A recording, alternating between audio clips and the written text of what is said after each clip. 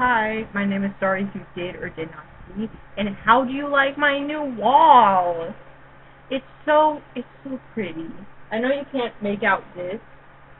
Let me give, let me give you a detour. Also, it's not a prescription. I want to wear these. Anyway, you can't see this very well, but I took this out of a Wick, DVD. This is Ted Nevinson. Um, I like Ted Nevinson. He is my favorite comedian YouTuber. Next to Papa Me, and then Hello Kitty, fuck your beauty standards. Nobody cares in the best possible way. Carrie, come home. And then that's about it. I was thinking of switching Pete and Ted, but I was like, nah, Pete's good where he is. And while we're here, Woo! blah blah. I had to re-record this video because when I made my first video, I put an audio in the background, like a little background music, and it fucked up my mic. So.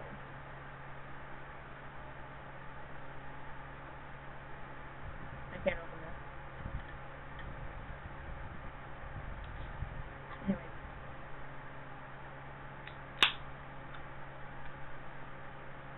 First sip. Oh, that's good. So I'm also eating dinner while we're here. I did make the video and then I had dinner, but the dinner tasted weird. Like, never trust Stouffer's again, bro. So, I hope you don't mind me eating. My hair goes. But anyways, if you did or did not see from the title of this video, we're going to be talking about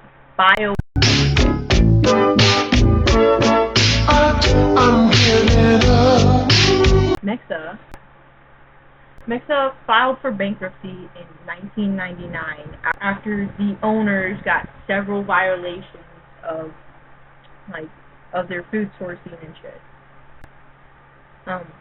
And then after they got that violation, they fucking skipped a town over or whatnot. Nah, they didn't skip a town over. They skipped a country over, bro. How irresponsible you gotta be, bro. Dang. So the market was left exactly how it was the day they got the violation. And because of a miscommunication, nobody was put in charge of the supermarket after its abandonment, which because of said miscommunication led to the store not being touched for 3 whole months, while the food in Mexa expired within a month. So, since it was abandoned, the food was left to rot and soak up all the humidity of Texas. Mainly the refrigerated section, like milk, meat, and fish. You can, imagine how the fish and meat were in there, just sitting there, soaking up everything. Normally I watch a YouTube video while eating. Yes, I am making a YouTube video though. Now, why is rotting meat such a biohazard? When meat is left out of its expo date, the bacteria wrapped into this tight plastic turns into diseases like salmonella and E. coli.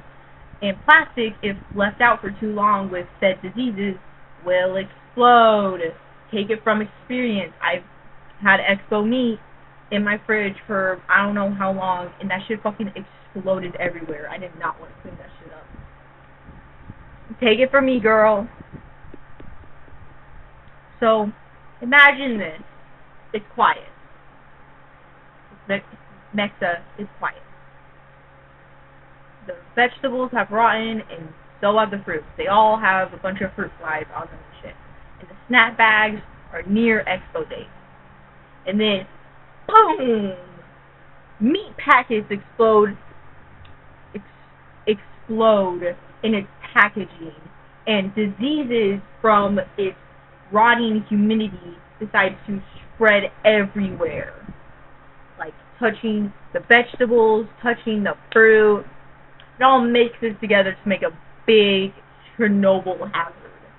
So the 3 months after Mexia closes down, the DEM, Department of Environmental Management, finally enters to clean up the place.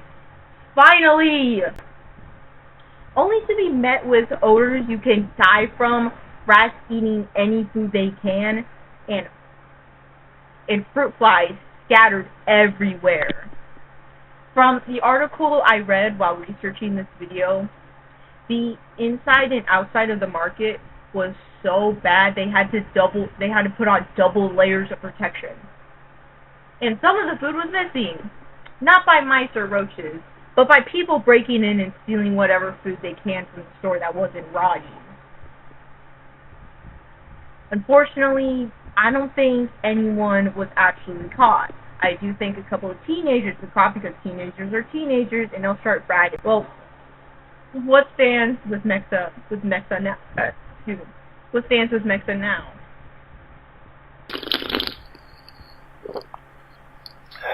Nothing replaced Mexa until 2017, where a white boy named Terry took over the place. I mean, there's so many white men out there. Why would you name a place after a white man, bro? What happened to my cultured girlies, okay? Why can't you name something like, I don't know, Agriella? There's a good name. It could be like a fucking clothing company or some shit. I don't know. But, who the fuck is Terry? Terry Crews? Anyways. Terry took Mexina's place in 2013, but then was replaced by another market I can't say the name of because I'm really bad at saying stuff. And then there was nothing there until 2016 where Family Dollar replaced it. And now there's a Dollar, and now where we stand at the moment, there's a Dollar Tree in its place. But you know what really reminds me of Mexa? It has the nearly exact same face.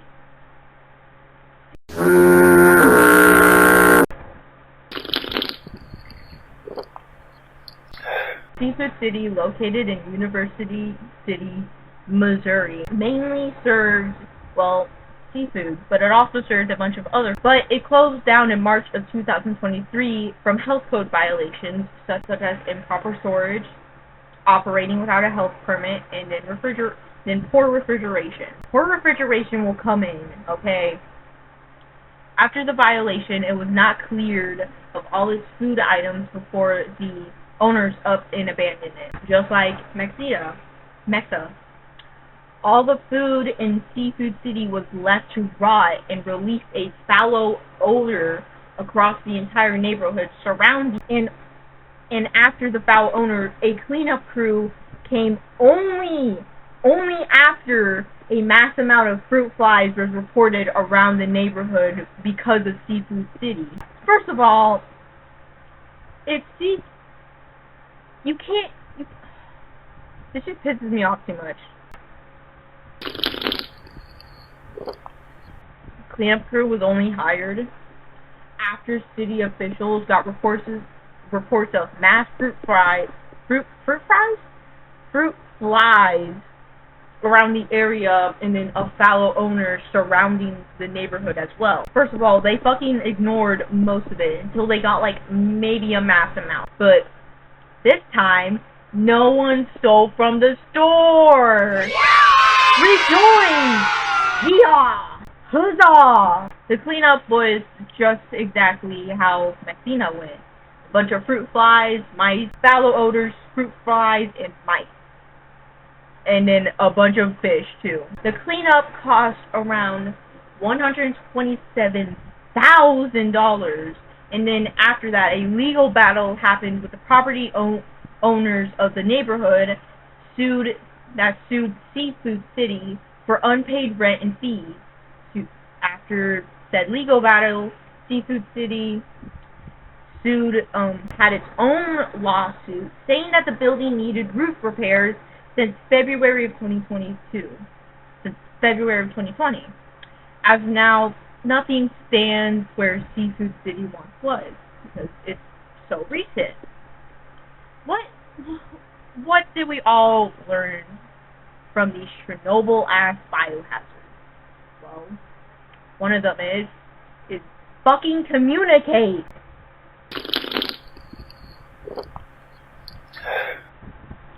Communication is so key when you're dealing with abandoned stuff. If stuff is not cleaned out properly, it'll lead to biohazards. And also to listen to your people. If you have like some sort of civilization and they keep on reporting the same stuff every single time about a single place, you might want to check that shit out, okay? I'm not here to talk about myself. I'm here to talk. I am kind of talking about myself. I have a bunch of my socials linked down in the description if you want to go follow them. My name is Dari. That's Ted. That's Gary. And that's Deep. And I will see you in the next video. Bye-bye.